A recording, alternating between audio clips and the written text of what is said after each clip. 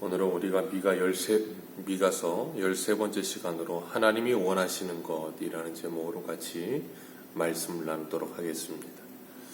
미가 선지자는 오늘 6절에서 하나님 앞에 경배하러 나아갈 때 무엇을 가지고 나아가야 할까 하면서 번제물로 1년 된 송아지를 가지고 나아갈까 하며 하나님 앞에 어떻게 경배해야 될지 생각하고 고민하는 것을 봅니다.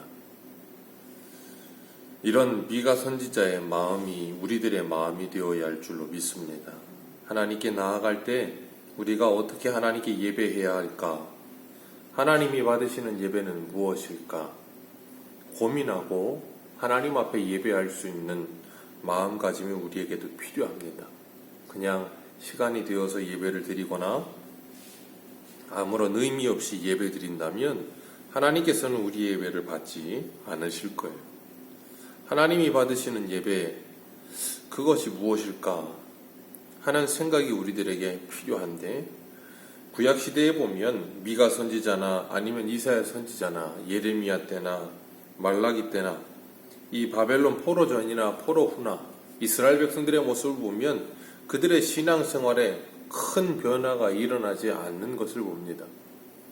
이사야 1장 11절에 보면 여호와께서 말씀하시되 너희의 무수한 제물이 내게 무엇이 유익하니요 나는 순양의 번제와 살찐 짐승의 기름에 배불렀고 나는 수송아지나 어린 양이나 수염소의 피를 기뻐하지 아니하노니 헛된 제물을 다시 가져오지 말라. 분향은 내가 가증히 여기는 바요 월삭과 안식일과 대회로 모이는 것도 그러하니 성회와 아울러 악을 행하는 것을 내가 견디지 못하겠노라. 내 마음이 너희의 월삭과 정한 절기를 싫어하나니 그것이 내게 무거운 짐이라. 내가 지기에 곤비하였느니라. 아멘. 이스라엘 백성들의 형식적인 이 제사 생활, 그 마음은 없고 모양만 남아있는 그 형식적인 제사 생활을 하나님께서 무거운 짐이라 하시며 그들이 지키는 모든 절기들을 하나님이 보시기에 악을 행하는 것이라 그렇게 표현을 하세요. 그러면서 하나님께서 그것을 가증히 여기며 견디지 못하겠다라고까지 말씀을 하십니다.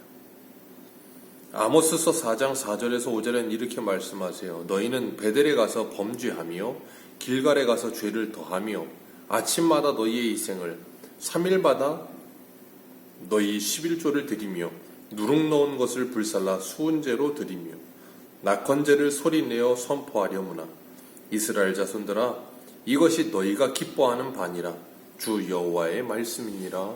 아멘.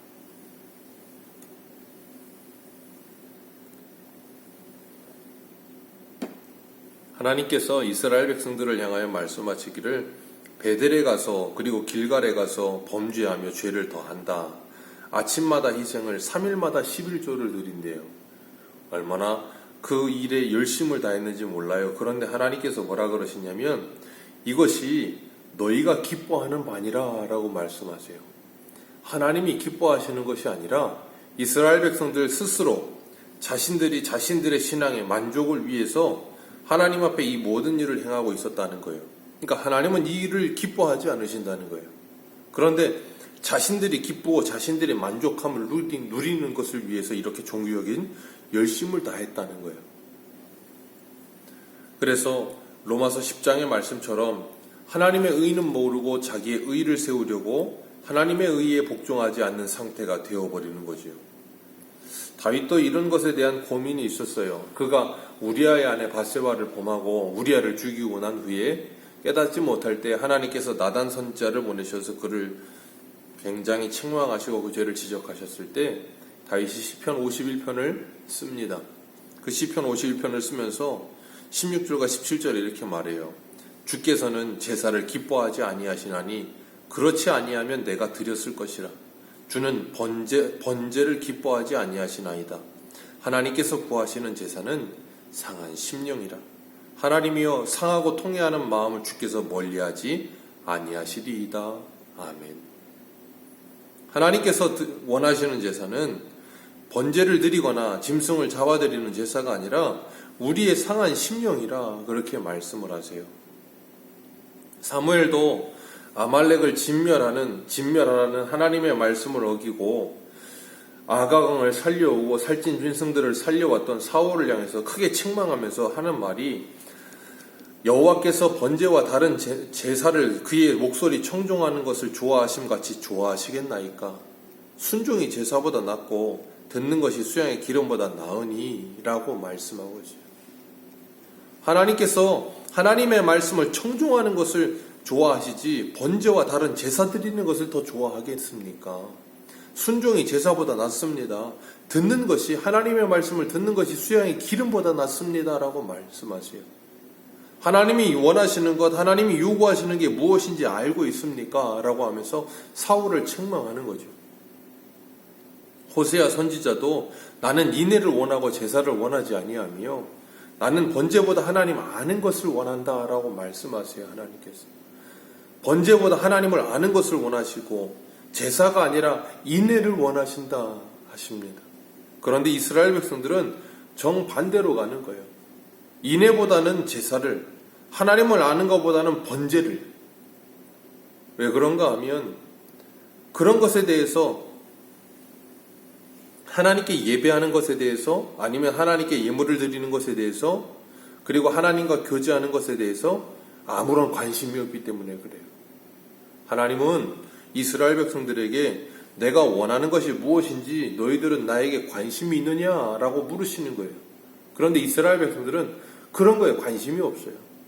하나님이 뭘 원하시는지, 하나님이 뭘 기뻐하시는지 거기에는 관심이 없고, 그냥 하나님은 저 공중에 떠 있는 어떤 구름 같은 존재처럼 여기면서 하나님과 아무런 인격적인 교제도 없고 하나님과 나와 아무런 연관성도 없는 거예요.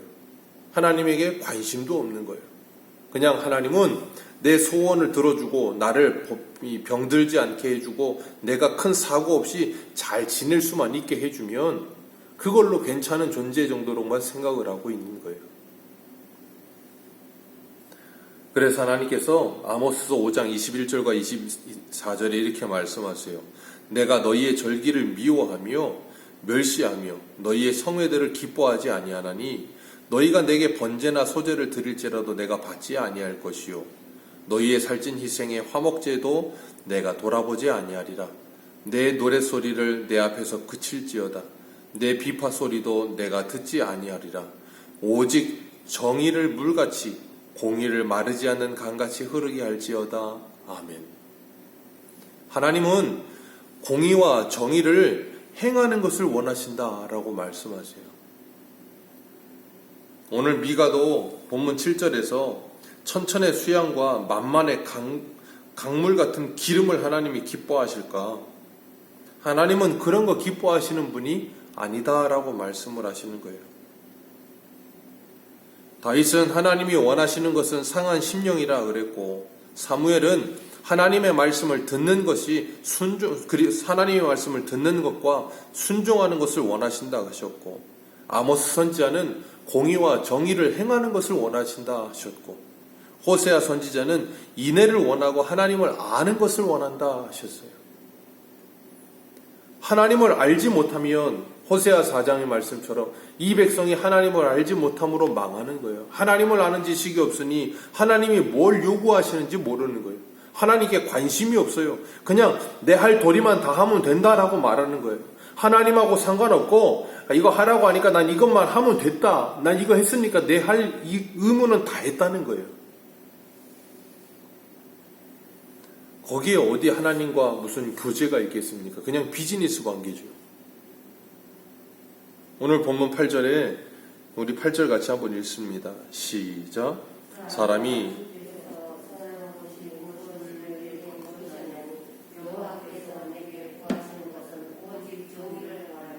인자를 사랑하며 겸손하게 대 하나님과 함께 행하는 것이 아니냐.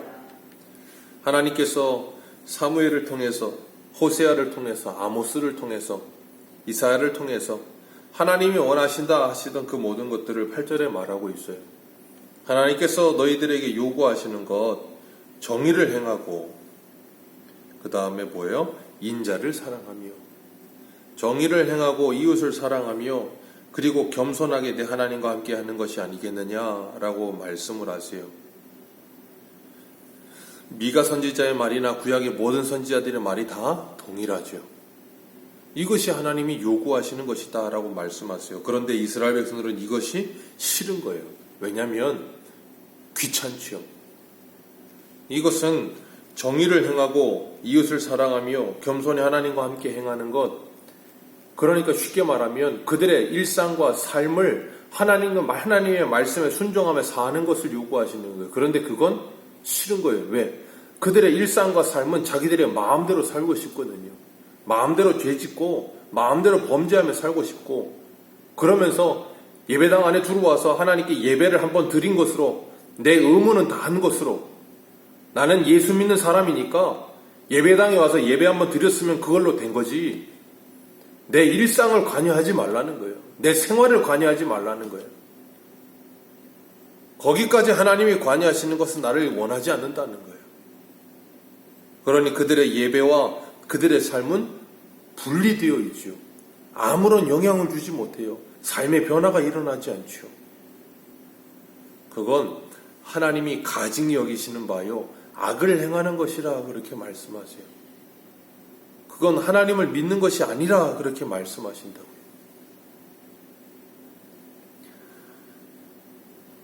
주님께서는 세상이 끝날까지 우리와 함께 하시기 위해서, 우리와 동행하시기 위해서 임마누엘 주님으로 예수님께서 이 땅에 오신 거예요. 그게 성탄절을 축하하는 이유입니다.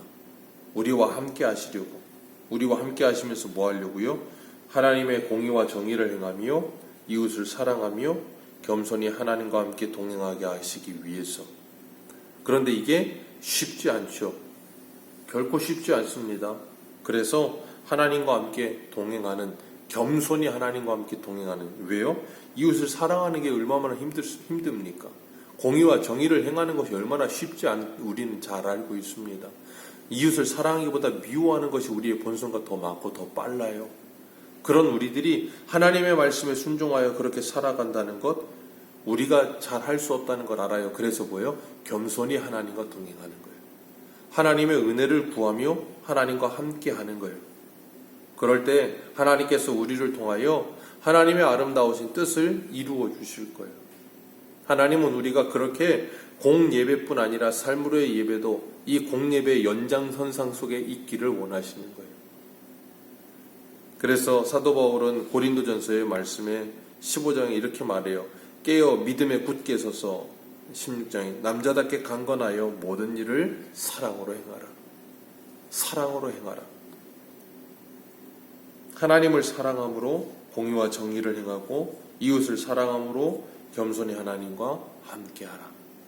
하나님은 그것을 원하신다. 하나님은 오늘도 우리가 하나님의 백성의 우리들의 마음속에, 그리고 생각 속에 하나님의 마음을 품고 하나님의 말씀을 담아 그 말씀을 행하는 삶을 살기를 원하세요. 오늘 하루도 주님과 그렇게 동행하는 복된 하루 되시기를 주님의 이름으로 축복합니다. 기도하겠습니다.